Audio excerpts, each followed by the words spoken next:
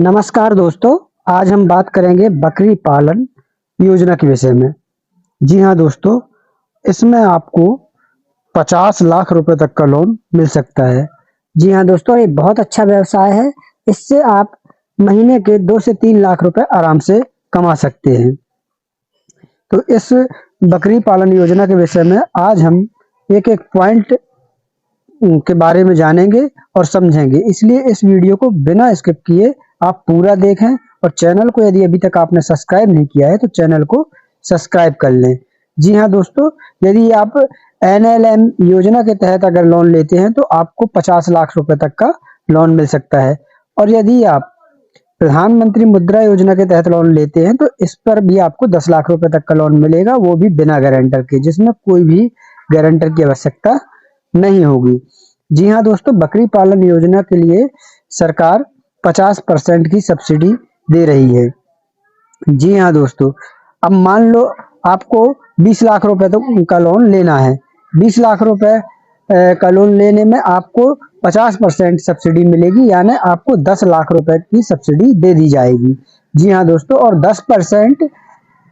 10% आवेदनकर्ता को खुद लगाना होगा, यानी 20 लाख में 2 लाख रुपए आपको लगाना होगा। 50% सब्सिडी दी जाएगी, और जो बचा 40% तो वो आपको बैंक से लोन दे दिया जाएगा। जी हाँ दोस्तों, आज हम पॉइंट बाय पॉइंट बात करेंगे कि जैसे यह योजना क्या है, अधिकतम कितना लोन मिलेगा, ऑनलाइन आवेदन कैसे करें, क्या क्या डॉक्यूमेंट्स लगेंगे, शेड या बकरी पालन के लिए चारे की व्यवस्था क्या है, सब्सिडी कितनी मिलती है, ब्याज दर कितनी होती है। तो आज हम पॉइंट बाय पॉइंट इस योजना के बारे में सब कुछ जानेंगे। जी हाँ दोस्तों, अब सबसे पहला नंबर आता है कि बकरी पालन योजना क्या है। आइए अब इसके विषय में हम समझते हैं। तो आइए दोस्तों समझ लेते हैं बकरी पालन योजना क्या है। जी हाँ दोस्तों, एनएलएम योजना के तहत यदि आप इस बिजनेस को छोटे रूप में करना चाहते हैं तो आपके पास 20 बकरी, उसके साथ 1 बकरा होना चाहिए, और यदि उससे थोड़ा बड़ा आप करना चाहते हैं तो आपके पास 100 बकरी और उसके साथ 5 बकरे होना चाहिए, और यदि आप थोड़ा और बड़ा यानी बहुत बड़ा करना चाहते हैं तो आपके पास 500 बकरी और 25 बकरे होना चाहिए। जी हाँ दोस्तों, अधिकतम 500 बकरी या 25 बकरे आपके पास होना चाहिए। जैसा कि मैंने बताया था दोस्तों कि मान लीजिए आप 40 लाख रुपए का लोन ले रहे हैं, तो 40 लाख रुपए में आपको 50% सब्सिडी मिल जाएगी, यानी 40 लाख रुपए में 20 लाख रुपए आपको सब्सिडी मिल जाएगी। 10% आवेदनकर्ता को खुद लगाना होगा, यानी 40 लाख में 10% के हिसाब से 4 लाख रुपए आवेदनकर्ता को लगाना होगा। तो और बचे हुए जो 40% है वो आपको बैंक से लोन दे दिया जाएगा। जी हाँ दोस्तों, तो ये योजना अगर आप मुद्रा योजना के तहत लेते हैं तो मुद्रा योजना में आपको 10 लाख रुपए तक का लोन मिलेगा, उसमें आपको कोई गारंटर की आवश्यकता नहीं पड़ेगी। तो दोस्तों इसके बाद नेक्स्ट पॉइंट हमारा आता है कि इसके लिए आवेदन कौन कौन कर सकता है। तो जी हाँ दोस्तों, इसके लिए जो इच्छुक हैं बकरी पालन करने के लिए वो सभी लोग इस पर आवेदन कर सकते हैं। इस पर कोई भी स्पेशल क्वालिफिकेशन की जरूरत नहीं है। दोस्तों इसके बाद हमारा नेक्स्ट पॉइंट है कि इसके लिए आवेदन कौन कौन कर सकता है।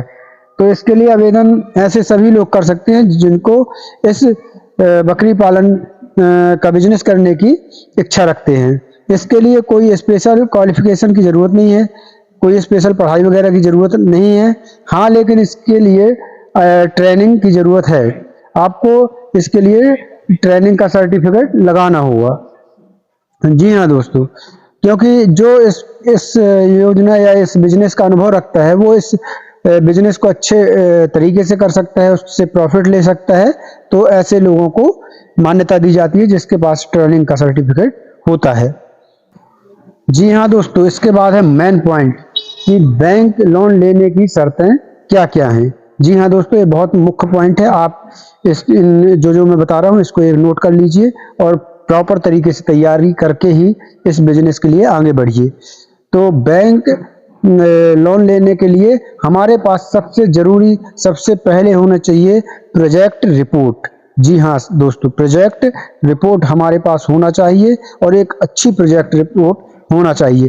प्रोजेक्ट रिपोर्ट से मतलब है कि जैसे आपका बिजनेस प्लान क्या है, कितना इन्वेस्टमेंट आप कर रहे हैं, कितने जानवर आप खरीद रहे हो, कौन सी नस्ल के जानवर खरीदना चाहते हो, आगे भविष्य में और क्या प्लान है, पशुओं को चारे की व्यवस्था वगैरह आप कहाँ से करेंगे, क्या व्यवस्था है उसकी, पशुओं के लिए शेड की क्या व्यवस्था है, जहाँ पर पशु रहेंगे उनके लिए शेड की क्या व्यवस्था है।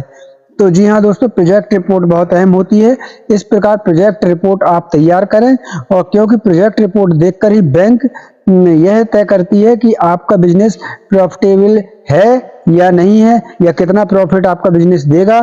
प्रोजेक्ट रिपोर्ट ही देखकर बैंक यह भी तय करती है कि आपको लोन देना चाहिए या नहीं देना चाहिए। अगर आपकी प्रोजेक्ट रिपोर्ट अच्छी तैयार होगी तो बैंक उससे अनुमान लगा लेगी कि आपका बिजनेस प्रॉफिट वाला है, तो उसमें लोन लेने में आपको बहुत ही ज़्यादा सहूलियत जाएगी। जी हाँ दोस्तों, तो प्रोजेक्ट रिपोर्ट बहुत अच्छी तैयार करें, इस पर ज़्यादा ध्यान दें। नेक्स्ट है, जी हाँ दोस्तों, अगला है ट्रेनिंग सर्टिफिकेट। जी हाँ दोस्तों, बैंक आपका ट्रेनिंग सर्टिफिकेट देखता है।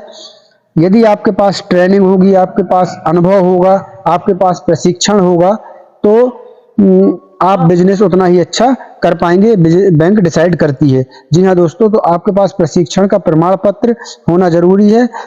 अब ट्रेनिंग के लिए बहुत से सरकारी संस्थान खुले हुए हैं। आप कहीं भी जाकर 15 दिन की 30 दिन की ट्रेनिंग लेकर सर्टिफिकेट ले सकते हैं।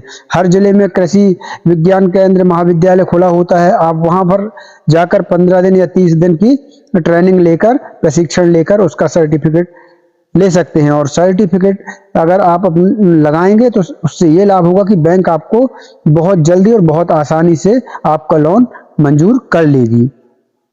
जी हाँ दोस्तों, अब अगला टॉपिक है लीज एग्रीमेंट। जी हाँ दोस्तों, अब आपको इस बिजनेस के लिए शेड वगैरह बनवाना होता है, चारे की व्यवस्था करनी होती है, तो इसके लिए आपके पास जमीन कितनी है, जमीन होना चाहिए, उसके कागज होना चाहिए। यदि आपकी खुद की जमीन है तो बहुत अच्छी बात है, उसके कागज होना चाहिए, रजिस्ट्री वगैरह आपके नाम पर होना चाहिए। और यदि आपके पास खुद की जमीन नहीं है, आप दूसरे की जमीन पर यह बिजनेस करना चाहते हैं, तो उसके लिए लीज एग्रीमेंट आपके पास होना चाहिए। जी हाँ दोस्तों, और लीज एग्रीमेंट कम से कम 10 साल के लिए होना चाहिए। जी हाँ दोस्तों, लीज एग्रीमेंट कम से कम 10 साल के लिए होना चाहिए। उस एग्रीमेंट के पेपर जो होते हैं, एग्रीमेंट वाले कागज, वो आपको लगाना होंगे उसी आवेदन के साथ, और बैंक में जमा करना होगा। दोस्तों अगला पॉइंट है सिविल स्कोर। जी हाँ, आपका सिविल स्कोर बैंक देखती है। कहीं आपने किसी और बैंक से, किसी और संस्था से लोन लिया है, अगर लोन लिया है तो आपने समय पर क्या पेड किया है। अगर यदि आपने समय पर उस लोन को चुकता कर दिया है तो आपका सिविल स्कोर गुड होगा। यदि आपका सिविल स्कोर 800 से 900 भी है तो एक्सीलेंट माना जाता है, बहुत अच्छा माना जाता है, और सिविल स्कोर देखकर आपको बैंक जल्दी ही लोन प्रोवाइड करती है। और आपका जो इंटरेस्ट लगता है, वो इंटरेस्ट रेट भी अगर आपका अच्छा सिविल स्कोर है तो कम लगता है।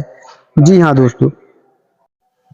दोस्तों, अगला पॉइंट आता है केवाईसी डॉक्यूमेंट्स। बैंक आपके डॉक्यूमेंट्स देखता है, जैसे आपका आईडी प्रूफ हो गया, आपका रेसिडेंस प्रूफ हो गया, आपका आधार कार्ड हो गया, आपका पैन कार्ड हो गया, बैंक खाता हो गया।